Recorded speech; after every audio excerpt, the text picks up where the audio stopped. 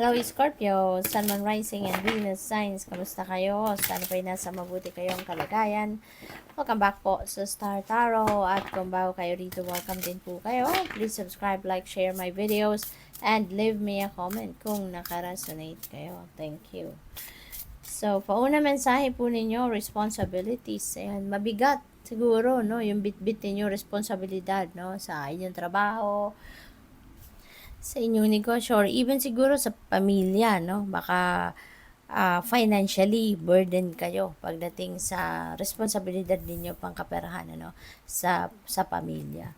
So, tingnan natin kung ano pa yung mga messages ninyo dito.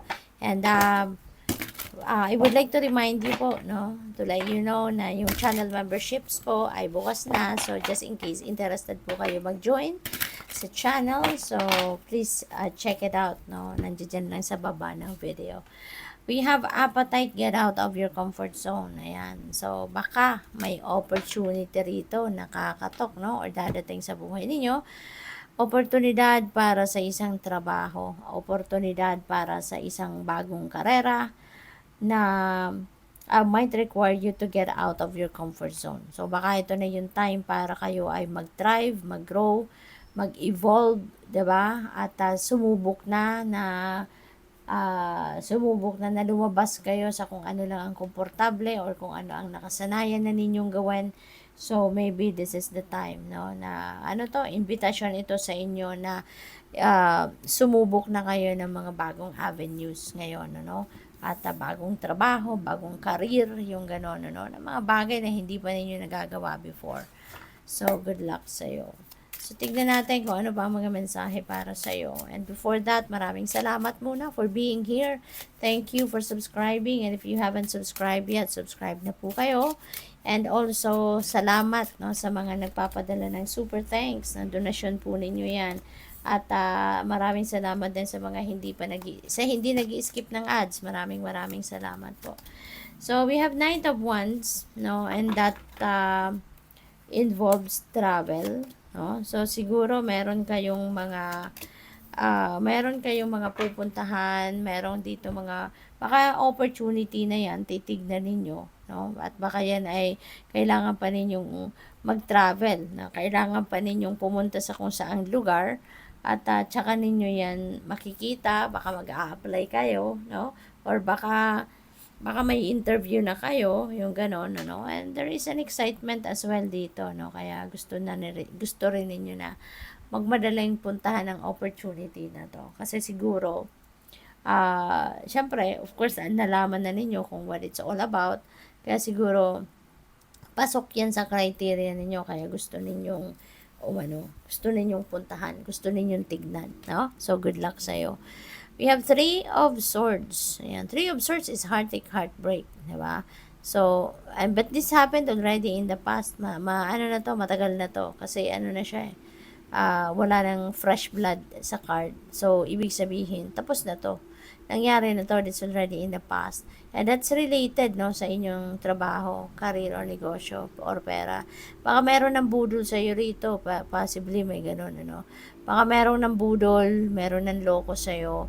Baka merong umutang, hindi nagbayad, yung ganon. Baka merong nag-aya sa iyo mag-invest, tapos tinakbo yung pera mo, ninakaw sa iyo. Yung mga ganon, niloko ka. Pwedeng ganon ang nangyari dyan. Or pwedeng trabaho, in-applyan ninyong trabaho. May in-apply ko yung trabaho dati. Tapos siguro nasulot din ito sa inyo na kung sino man. Someone you know, someone na malapit sa puso mo, someone na kilala mo, baka kaibigan mo pa sa trabaho, 'di ba? Tapos yung pala sinulot din yung posisyon, no, na ina-applyan ninyo. So that is possible. But yun, no? So tapos na to, maaari ngayon nare-remind ka lang. You know, baka someone meron na kapag bukas na naman ng usapang ito, at baka ito na yung parang bumabalik na naman yung galit mo, bumabalik na naman yung emosyon na naramdaman ninyo, no, nung fresh pa itong pangyayaring ito. Kaya ngayon parang naiiyak ka na naman siguro, dumidilim na naman ang paningin mo, kasi nga nagagalit ka na naman, no? So, totally ano pa, hindi pa kayo totally nakaka-overcome siguro sa sitwasyon na 'to. It's still ano, kumbaga, kapag meron kayong naririnig, meron kayong nalalaman 'no, na mga impormasyon na related doon sa nangyaring ito, siguro bumabalik 'no, sa diwa ninyo, sa puso ninyo ang nangyari, parang gano'n. We have 6 of Wands. This is victory, no? Magtatagumpay ka, meron kang accomplishments, meron kang achievements na pwedeng makamit sa ngayon sa trabaho ninyo, sa career ninyo or negosyo. So, you are going to succeed, you're going to reap the rewards of your hard work sa ngayon. At ang maganda rito, you will be on the spotlight, no? Maraming makaka-recognize sa'yo, marami na makakakilala sa'yo, marami ng mga um, makaka-appreciate, no, for the job well done na ginawa ninyo rito. Kaya, this is really beautiful. At pwede na meron dito mga, tawag dito, pwedeng merong mga premyo, kumbaga, no, may rewards na pwedeng makuha kayo. Pwedeng mabigyan kayo rito ng mabigyan kayo ng promotion, pwedeng mabigyan kayo ng ma-offeran kayo ng pay raise, or baka mabigyan kayo ng mga additional benefits, no? Sa opisina, sa trabaho. Kaya, this is exciting para sa'yo. It's going to be very rewarding, no? Yung ano nito, yung trabahong ito. So, we have Ace of Wands. Ayan, so definitely may bagong offer, no? May bagong offer sa'yo. Kamay ito ng universe. Mayroong binibigay sa'yo rito na wand at tumutubo, nag-grow. So, pwedeng yung opportunity na to, you're going to take advantage of that and you will make it grow. So, baka ito rin yung career or trabaho ninyo na talagang siguro gusto rin ninyo, interesado kayo dyan, at that could be also your interest, diba? Baka dito rin ninyo magagawa yung passion ninyo, dito rin ninyo magagawa yung ano ninyo, yung whatever it is that you love to do, no? So, pwedeng ganun ang ganap dito. Kaya, maganda. There is also travel, no, na pwedeng, ano dyan, na pwedeng gawin kayo. Baka yung opportunity na yan will require you to travel a lot. Pwedeng ganun. Or pwedeng related sa travel industry yan, diba? O pwedeng ganun din yan. Dito naman sa Seven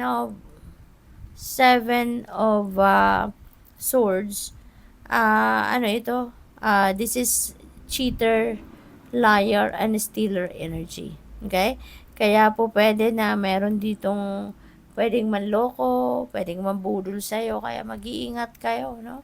Mag-iingat kayo dito kasi baka parang nabudol na kayo dati. So, ingat kayo na wag nang maulit ito, no? So, be vigilant at maging ano kayo, mapagmatsyag at wag kayong masyadong magtitiwala, no? Agad-agad 100% sa mga nakakausap ninyo, lalo-lalo na sa mga nag-o-offer ng kung ano-ano sa inyo, no? Lalo-lalo na involving money. Huwag kayong maniniwala agad-agad. You need to do your own research. You need to do your own investigation. Patunayan ninyo na legit, no? Yung offer sa'yo, yung ganon. At with a Hierophant, ayan, so siguro ang trabaho ng iba sa inyo rito could be, baka kayo ay isang teacher, baka kayo ay isang counselor, baka kayo ay isang mentor, pwedeng motivational speaker, or pwede rin na